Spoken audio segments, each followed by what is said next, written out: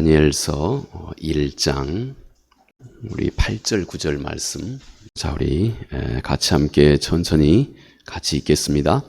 다니엘은 뜻을 정하여 왕의 음식과 그가 마시는 포도주로 자기를 더럽히지 아니하리라 하고 자기를 더럽히지 아니하도록 환관장에게 구하니 하나님이 다니엘로 하여금 환관장에게 은혜와 긍휼을 얻게 하신지라. 아멘.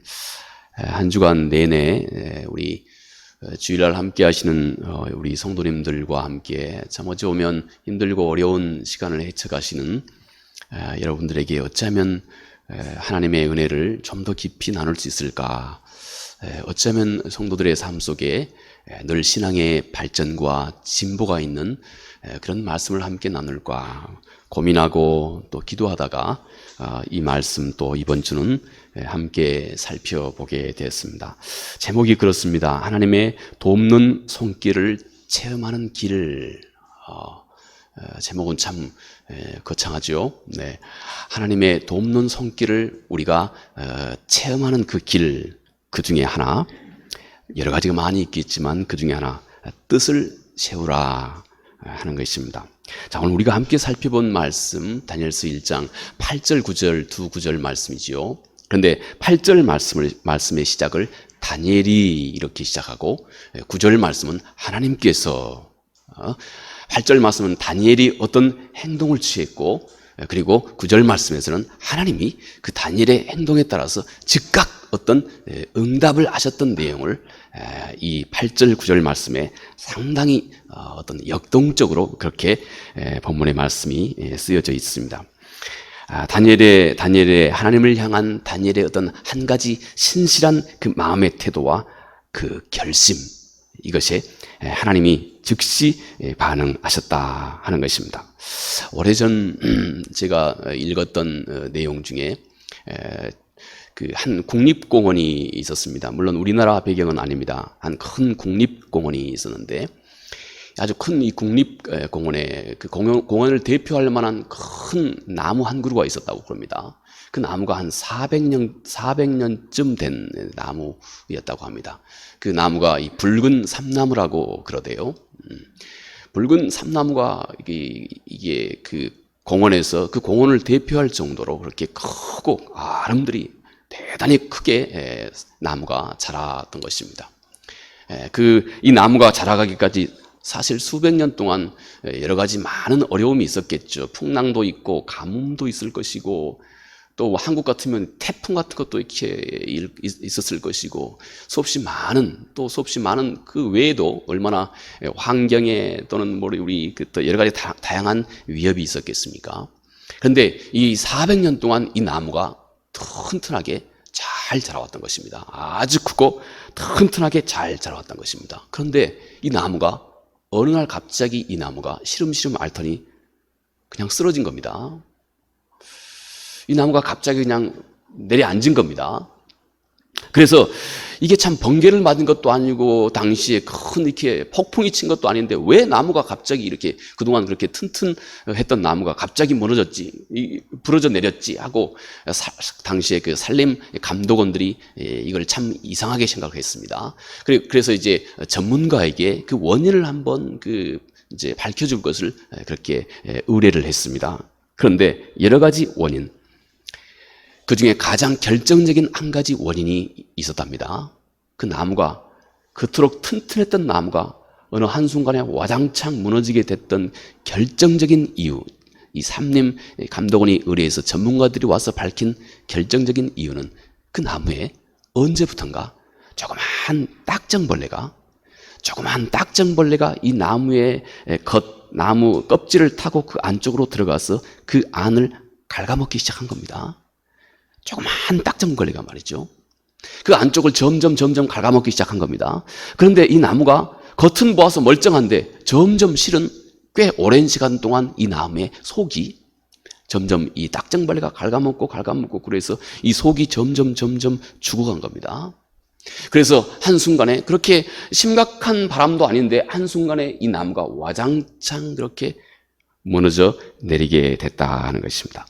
여러분, 그런데 그런데 마치 우리의 인생도, 우리의 삶도, 우리의 삶 전체를 보았을 때 우리 인생도 마치 이 튼튼하고 견고한 이 붉은 삼나무처럼 튼튼하고 견고한 우리의 삶을, 우리 인생 전체를 거쳐서 우리가 그렇게 살아가고 있는 것과 같습니다. 지금까지 또 이렇게 힘들고 어려운 시간 동안 또 여러분 한 사람 각자는 얼마나 개인적인 많은 삶의 어려움들이 그동안 있으셨습니까? 여러분의 연세, 우리 연세, 지금까지 우리 나이에 지금까지 이렇게 이 세상을 헤쳐왔고 지금까지 이렇게 우리의 삶을 지키고 유지한 것만도 그동안 우리의 삶의 어떤 개인적인 그런 역사 속에서는 수없이 많은 마치 풍랑과 또 폭풍과 같은 일들이 아마 많이 있으셨을 겁니다. 그런데 그렇게 힘들고 어렵게 했던 풍랑과 폭풍과 같은 모든 것들 우리가 지금까지 잘 이기고 극복해 왔습니다. 이 나무가 그동안 폭풍과 풍랑에 끄떡없이 잘 지켜왔던 것처럼 그런데 어느 순간에 우리 자신도 모르게 우리 안에서부터 슬며시 들어오고 있는 어떤 그 이 시대 정신, 이 세상의 가치관들, 때때로는 그것이 우리 마음의 양심에 뭔가 약간씩 양심에 거리끼고 양심에 반하는 이런 모습으로 우리 안에 다가오고 스며시 다가오는데, 그런데 어느 순간부터 우리가 때때로 우리의 마음의 양심에 어떤 찔림이 처음에는 우리에게 있었다 할지라도 나도 모르게 쉽게 여기고 나도 모르게 또 가볍게 여기고 그렇게 차근차근 해 가다 보면 어느 순간에 우리의 속 중심이 점점 우리 신앙의 양심이 점점 약해지고 부족해 간다는 것입니다. 그리고 우리 자신도 모르게, 나 자신도 모르게 점점 힘을 잃고 또 점점 우리 마음에서 우러나오는 하나님의 말씀, 곧 성령의 음성에 대해서도 우리가 점점 즉시 수정하고 고치고 반응할 수 있는 능력을 우리가 점점 잃어버리게 됩니다. 나도 모르게 그러면 우리들의 신앙은 점점 힘을 잃습니다. 무기력해져 가기 시작합니다. 그러다가 어느 한순간에 별 그다지 크지 않는 바람이 우리 가운데 왔을 때 우리도 모르는 사이에 이렇게 와장창 무너져 내리게 된다는 것입니다. 여러분, 솔로몬이 이렇게 아가서 2장 15절에 이렇게 말씀합니다. 우리를 위하여 여우 곧 포도원을 허는 작은 여우를 잡으라. 솔로몬은 지금 이렇게 얘기하고 있는 것입니다. 그의 그 번뜩이는 지혜로 큰 포도원을 망치는 것은 절대 무서운 사자나 큰 곰이나 이런 게 아니다는 것입니다. 결국 큰 포도원을 망치게 되는 것이 결국은 아주 작은 여우 한 마리, 아주 작은 여우 한 마리가 포도원에 들어와서 오늘 내일 모레 글피 차근차근 한 날 한 날 알고 보니 내가 그동안 그렇게 소홀히 여겼던 작은 여우 한 마리가 결국은 이 포도원을 다 망치게 된다. 이렇게 솔로몬이 우리에게 그의 번뜩이는 지혜 한마디를 우리에게 전해주고 있는 것입니다. 오래전에 다니엘이 바벨론 포로로 잡혀가게 되었습니다. 그는 그가 매일 먹는 음식 이거 그다지 그렇게 큰 문제는 분명히 그에게 아니었을 겁니다. 일상적으로 먹는 음식 얼마나 반복하고 또 반복하는 일입니까? 그다지 심각한 문제, 그의 목숨을 위협하는 그런 심각한 문제는 분명히 아니었던 것이 분명합니다. 당시에 다니엘은 그런데 이 일이 그에게 한 가지 신앙의 문제로 그에게 다가왔던 것입니다. 왜냐하면 그 당시에 바벨론에서 제공했던 왕실에서 먹는 음식들은 대부분 다 바벨론 거기에서 섬겼던 이 마르둑이라고 하는 이 신전에 바쳐진 음식물들이었습니다. 그러니까 다니엘은 작은 한 끼, 하루에 한 끼 이 식사지만 그러나 그 문제가 다니엘에게는 신앙의 문제로 다가왔던 것입니다. 그러자 다니엘은 이제 그 음식을 거절하게 되지요. 이런 신앙의 작은 위기, 이런 또 신앙의 작은 유혹 앞에서 다니엘이 오늘 우리에게 아주 소중한 교훈을 우리에게 주고 있다 하는 것입니다. 함께 읽었던 우리 말씀, 다니엘이 뜻을 정했다. 8절 말씀입니다. 다니엘이 뜻을 정했다. 그런데 여기에 그 다음 구절은 아주 흥미진진한 말씀을 더해주고 있습니다. 그러자 하나님께서 즉각 그의 삶에 역사하기 시작했다. 하나님이 즉시, 제가 하나님이 즉시 이 말은 우리 개역 개정 성경에는 없습니다. 그런데 여러분이 영어 성성 NASB랄지 또 킹 제임스 버전이랄지 이런 성경에 보면 Now God 이렇게 표현합니다. Now God. 하나님께서 다니엘이 그의 마음 중심의 뜻을 정하자마자 이제 하나님께서 그런 말입니다. 그러니까 다니엘의 어떤 행동에 대해서 하나님이 아주 역동적으로 즉시 반응하고 있는 것을 이렇게 성서가 그 의미를 담고 표현해주고 있는 것입니다. 즉시 하나님께서 응답하셨다. 사람이 어느 순간에 뜻을 정하기 시작하면 그때부터 그 사람에게 다가오는 문제의 실체가 무엇인지를 사람이 깨닫게 됩니다.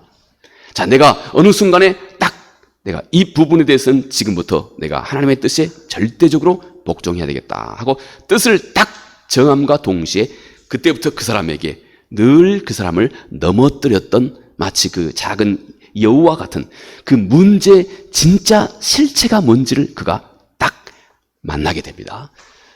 맞닥뜨리게 됩니다.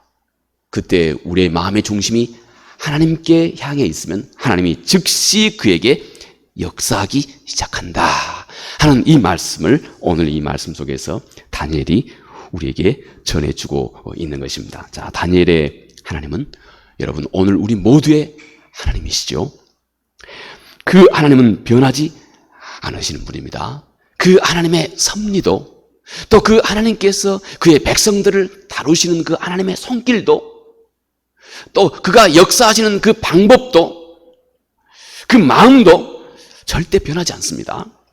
세상은 지금 얼마나 내 삶의 안팎에서 우리의 마음과 또 우리의 생각과 또 우리의 세계관과 또 우리의 가치관 이 많은 것들을 얼마나 은밀하게 오염시켜 가고 있는지 모릅니다. 마치 여러분 우리 조그만 우리 어린 아이들 말이죠. 초등학교 학생들이 말이죠. 시험관에다가 비커에 있죠. 조그만 비커 유리 그릇에다가 개구리 한 마리를 유리 그릇에 넣고 물을 붓고 이 개구리 한 마리를 두면 그리고 거기에 이제 서서히 알코올로 서서히 아래서 불을 피우면 뭐 실험인즉 참 고약한 실험입니다만은 이렇게 비커에다가 유리 그릇에다가 개구리 한 마리를 넣고 물을 붓고 그게 알코올로 서서히 작은 불부터 그 안에 불을 이게 알코올로 물을 데우기 시작하면 여러분 어떻습니까? 개구리가 가만히 있습니다.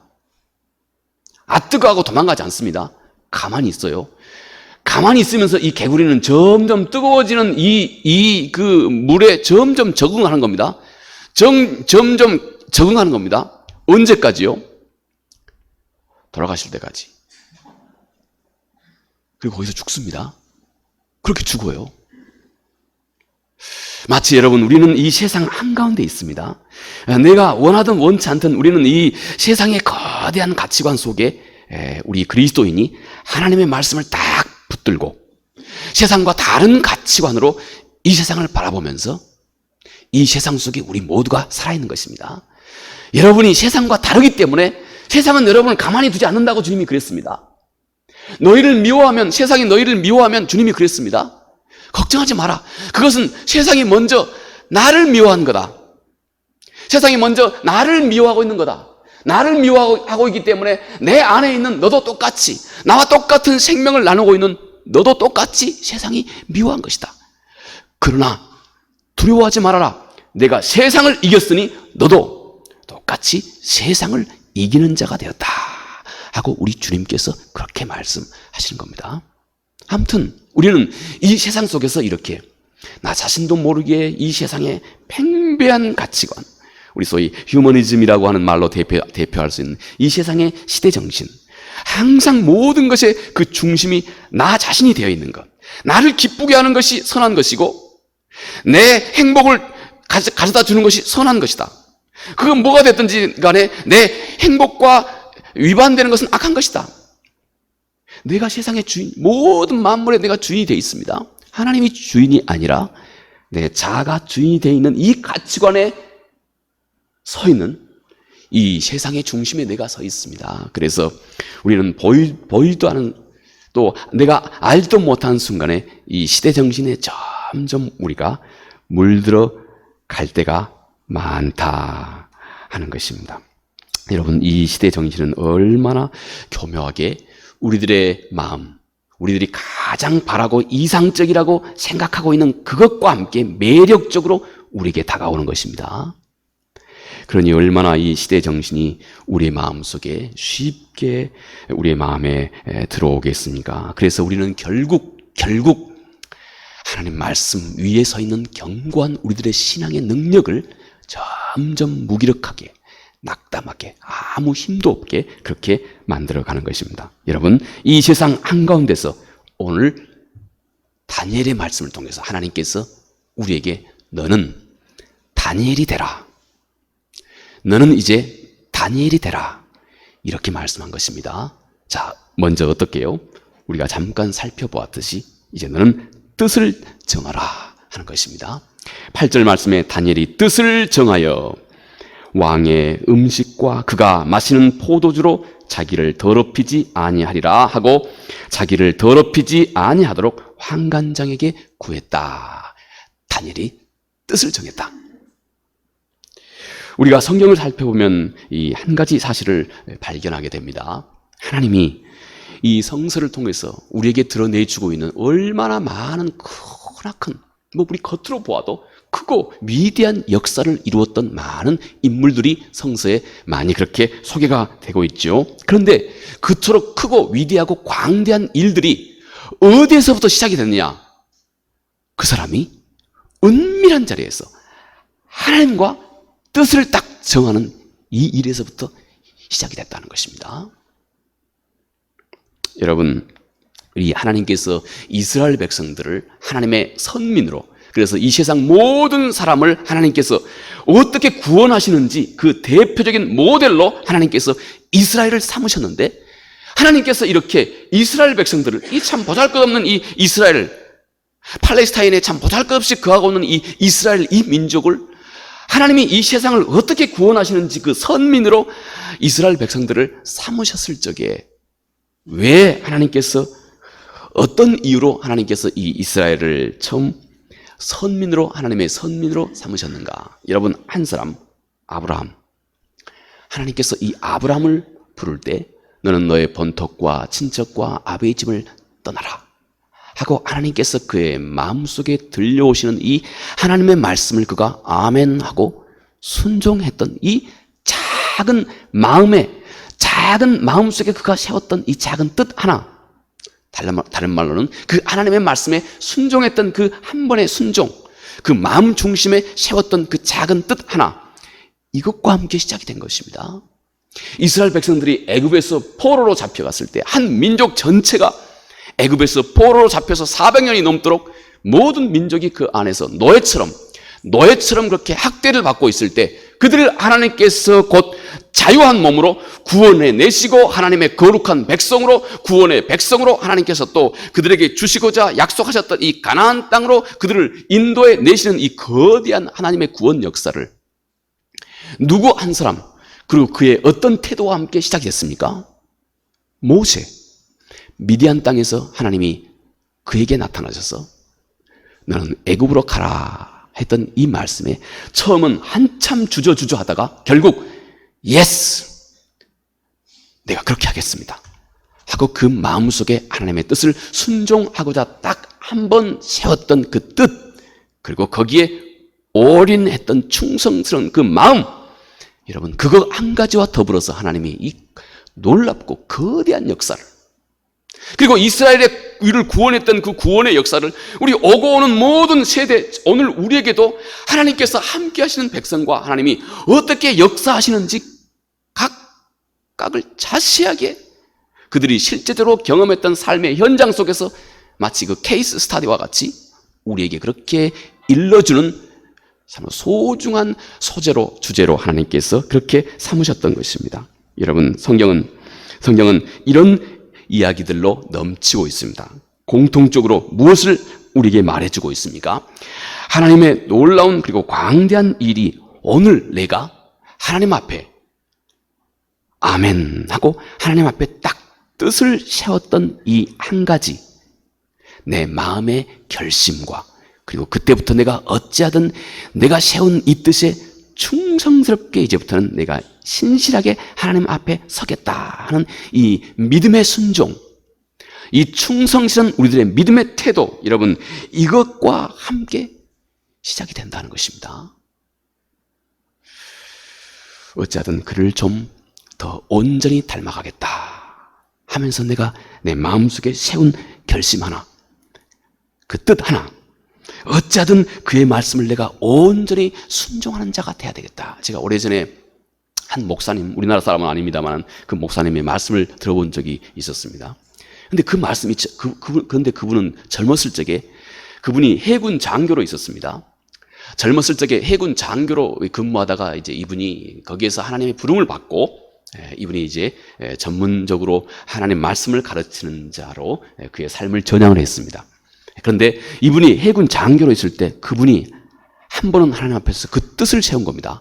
한 가지 뜻. 내가 이 해군, 내가 이끌고 있는 이 해군 병사들, 그리고 함께하는 해군 동료들, 이들 사이에서 내가 하나님 앞에 가장 신실한 자가 되겠다. 아주 가까운 자기 공동체 안에서, 아주 가까운 자기 그 동료들, 그리고 그가 이끌고 있던 많은 병사들 앞에서 나는 하나님 앞에서 그 이들 중에 그 누구보다도 가장 하나님 앞에서 겸손하고 신실하고 충성스러운 자가 되겠다 하고 딱 한 번 마음을 먹은 겁니다. 그리고 그는 그때부터 그 길을 가기 시작한 겁니다. 그런데 하나님 말이죠, 그 작은 결심 하나와 더불어서 그때부터 그 사람에게 아주 복음을 전할 수 있는, 또 복음을 잘 증거하고 전할 수 있는 수없이 많은 기회와 여건과 능력과 성령의 충만함을 그에게 마음껏 부어줘서 지금은 그가 세계적으로 온 세계에 복음을 전하는 사람으로 그가 지금 서 있습니다. 작은 결심 하나, 내가 지금부터는 하나님 뜻에 거역하는 어떤 것이랄지라도 지금부터는 내 삶 속에서 내가 용납하지 않겠다. 뜻을 세우는 겁니다. 내가 지금부터는 하나님을 참으로 기쁘시게 하겠다. 뜻을 세우는 겁니다.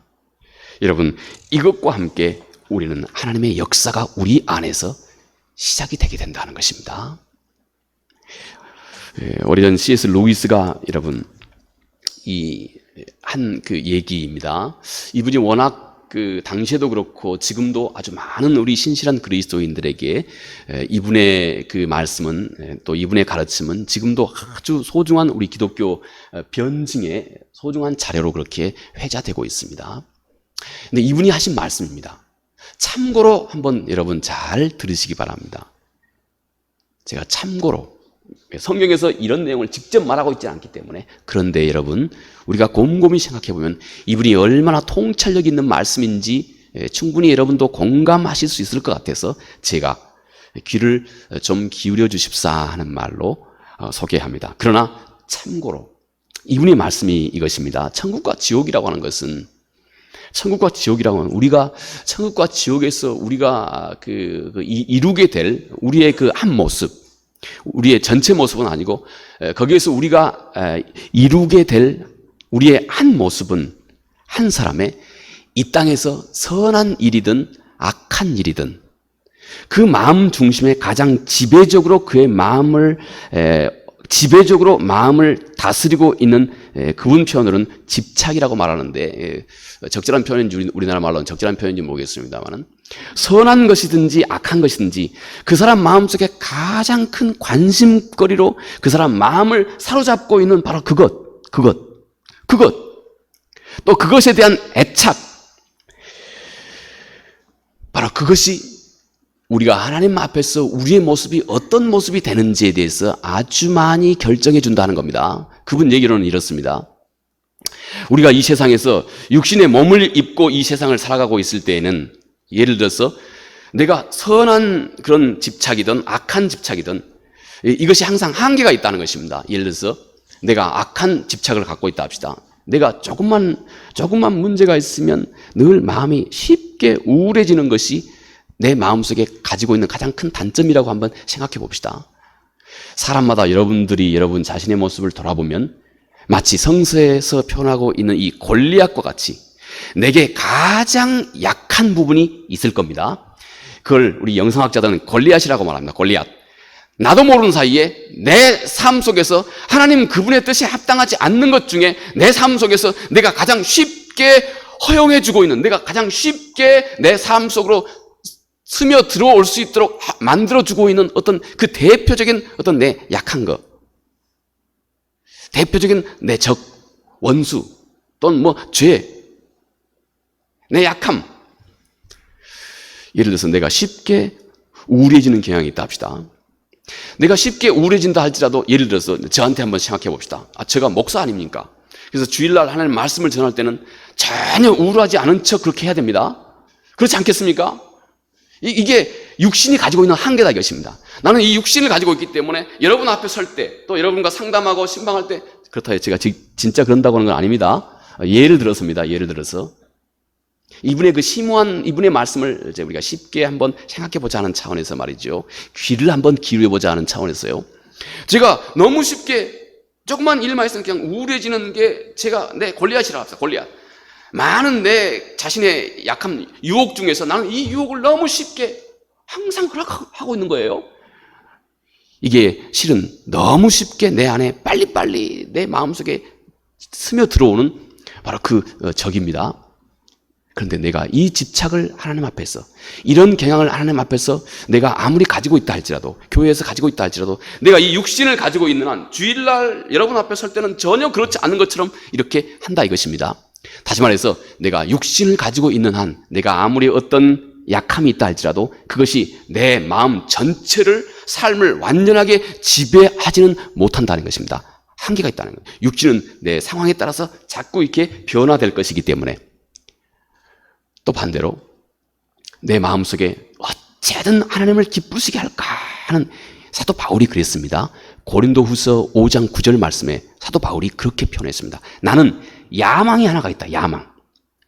실제로 ambition 이렇게 표현합니다. 나는 야망이 하나가 있는데 이것은 우리도 함께 가지고 있어야 할 야망이다.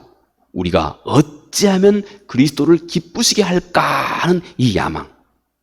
사도 바울이 이렇게 야망이라고 표현하는 것으로 보아서 분명히 사도 바울의 평생의 삶이 이 마음이 그의 마음속에 아주 지배적인 마음이었던 것이 분명합니다. 뜻을 정한 겁니다. 자, 사도 바울이 어찌하든 내가 그리스도를 기쁘시게 해야 되겠다 하는 마음을, 뜻을 정했습니다. 뜻을 품었습니다. 다른 말로 이 C.S. 루이스의 표현은 이 집착을 가졌습니다.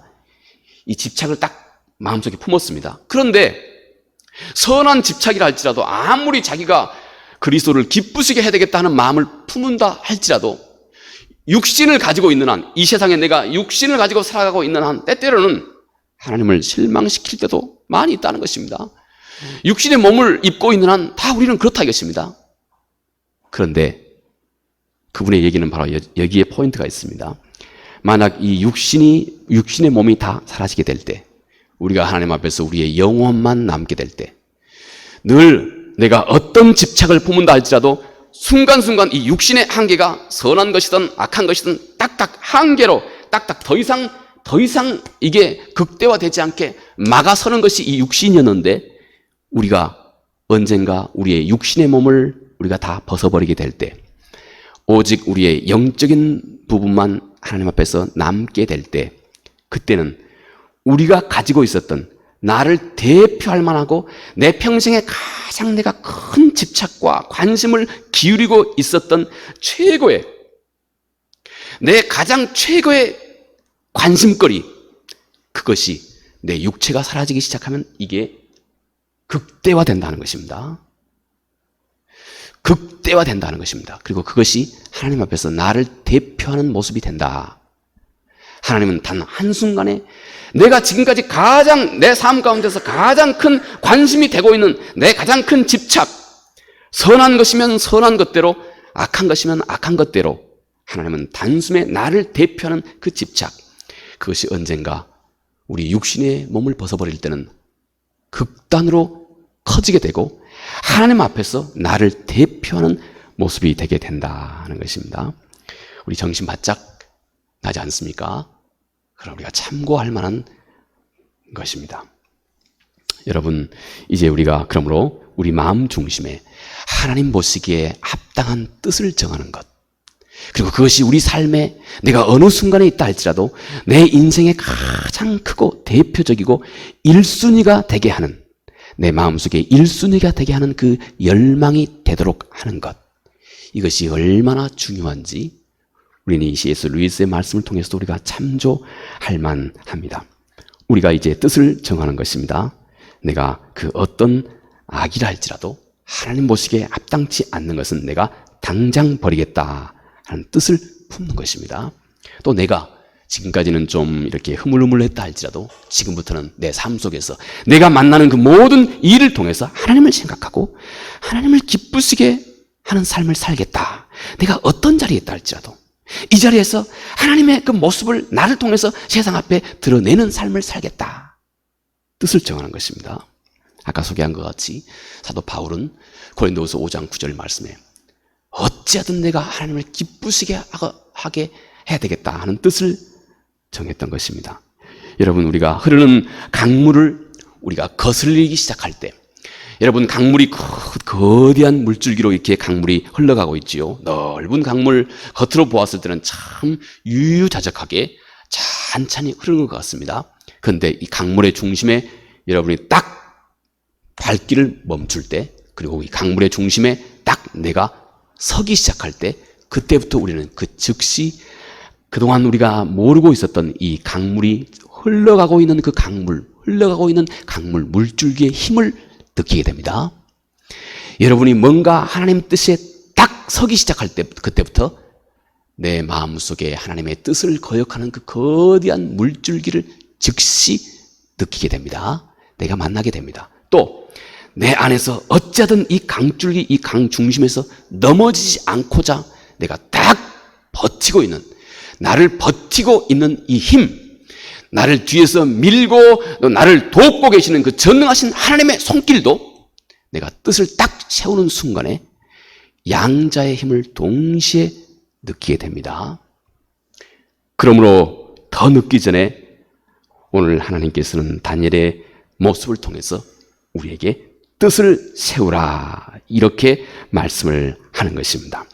우리는 이 일을 통해서 내 안에 그동안 내가 너무 쉽게 가볍게 여기고 있는, 마치 그 작은 솔로몬이 얘기했던 포도원의 작은 여우와 같은 것, 내가 쉽게 가볍게만 여겼던 그 어떤 것이라 할지라도 내 안에서 이제는 결코 용납하지 않겠다 하는 이 뜻을 내가 분명하게 하나님 앞에서 세움과 동시에 우리는 그러면 아주 새로운 경험을 이제 그때부터 하기 시작한다 하는 것입니다.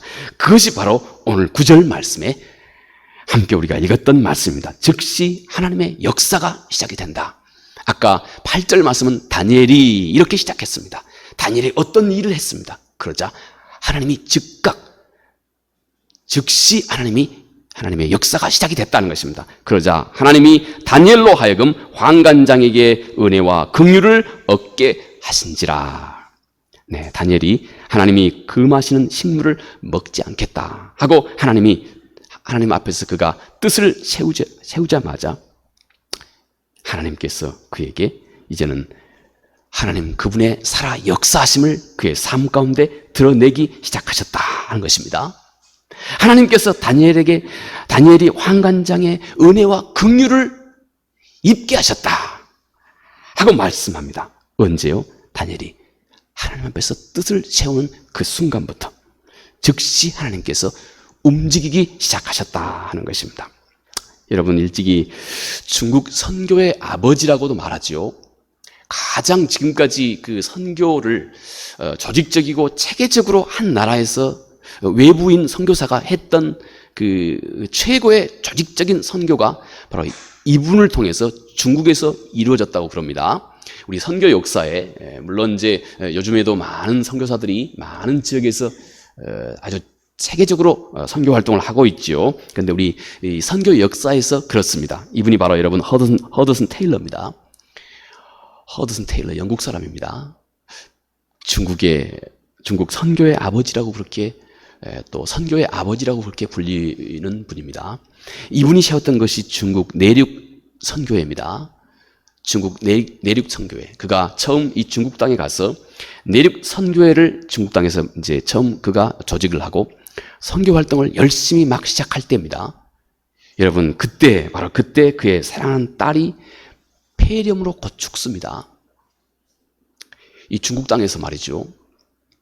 그런데요, 그 이후에 곧 5살 난 아들, 이름 사무엘이 또 곧 따라 장염으로 죽습니다.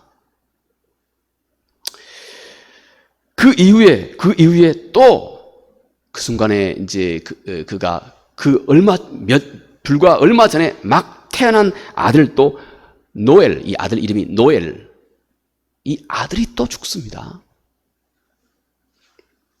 여러분, 그리고 또 아들 노엘이 죽은 13일 후에 그의 사랑하는 아내가 32살 된 아내가 또 죽습니다. 나 같으면 포기하지 않겠습니까? 아무리 중국 땅에 선교에 헌신을 했다 할지라도 글쎄 저 같으면 버틸 수 있을까? 특별한 하나님의 은혜가 없으면 어려웠을 겁니다.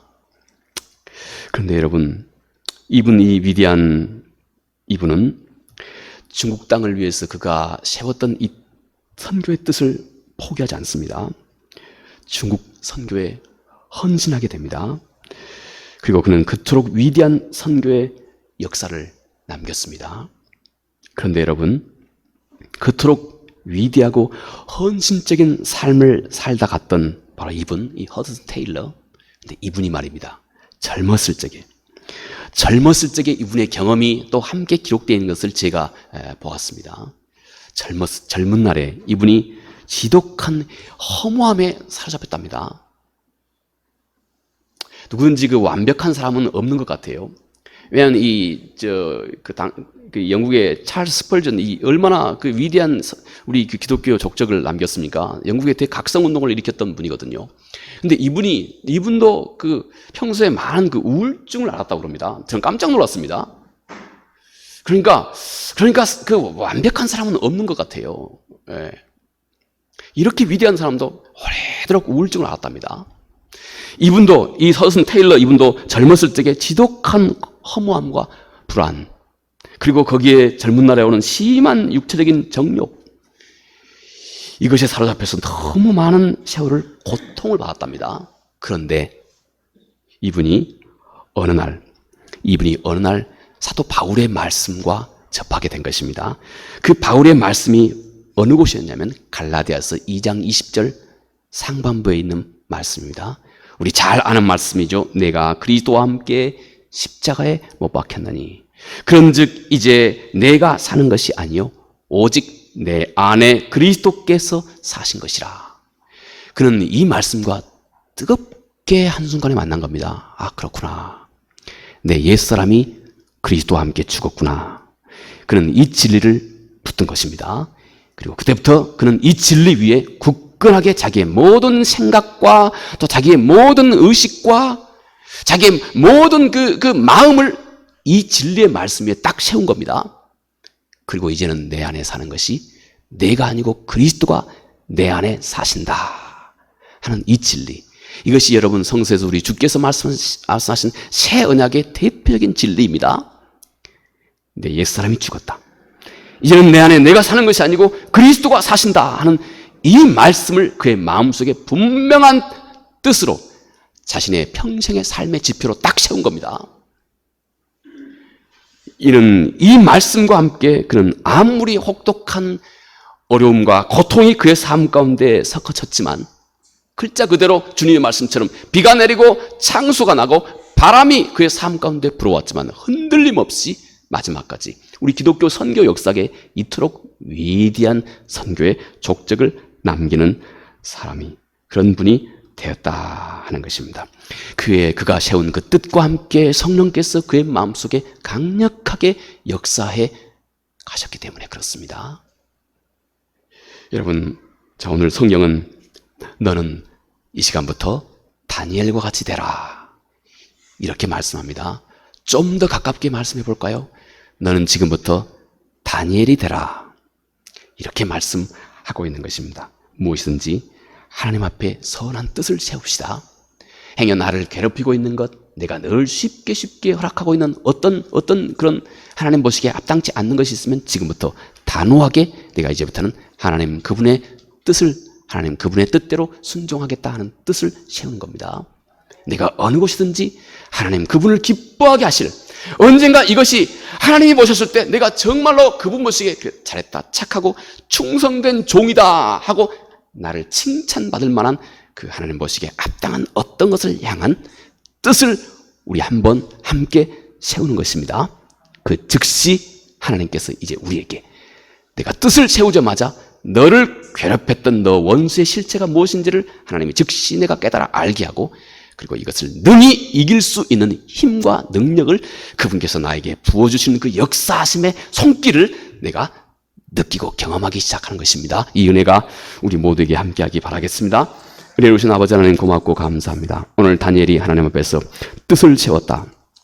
얼마나 하나님께서 다니엘을 통해서, 다니엘의 삶을 통해서, 그리고 다니엘의 이 결단과 함께 얼마나 놀랍고 선한 일들을, 그 이후에 약 60여 년 동안을 다니엘의 삶 속에서 하나님께서 얼마나 놀랍게 역사하셨는지, 주여 오늘 또 우리의 삶을 돌아보아 하나님 앞에서 선한 것이든지 악한 것이든지 그분의 뜻에 거역한 모든 것, 또 그분을 기쁘시게 할 수 있는 모든 것, 하나의 뜻을 세우고 이때부터 우리의 삶이 하나님 앞에서 더욱 역동적인 삶이 될 수 있도록 은혜를 베풀어 주시옵소서. 예수님 거룩하신 이름으로 기도합니다. 아멘. 우리 함께